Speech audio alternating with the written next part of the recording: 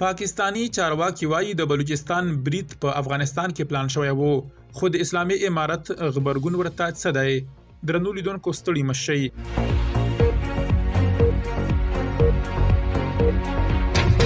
د پاکستان پوځ وایي په بلوچستان ایالت کې د جعفر ایکسپریس اورګاډي د یرغمل شوو کسانو د ژغورنې اپریشن په بریالي ډول پای ته رسیدلی او ډیروي چې په دغه اورګاډي کې ټول بلوچ بیلتون غوښتونکي وسلوال وژل شوي دي.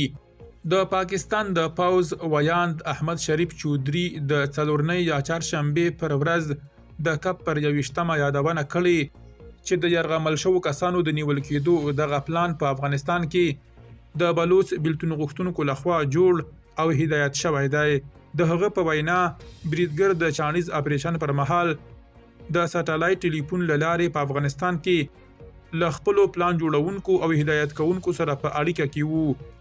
د پاکستان د پوځ ویاند ویلي بریدګرو د ښځو او ماشومانو پر ګډون یو شمېر سپرلۍ د انساني ډال په توګه کارول او د یرغمل شوو کسانو په منځ کې یې ځانمرګي بریدګر ځای پر ځای کړي وو چې دغه کار د ژغورنې اپریشن له خنډ سره مخ کړ.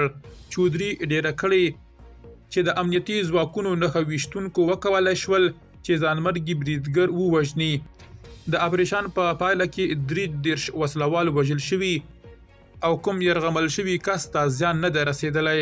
د چانیز اپریشن له پیلېدو مخکې د بلوچ وسلوالو لخوا 21 سپرلۍ وژل شوي وې. درنو لیدونکو له مالتیا مو مننه.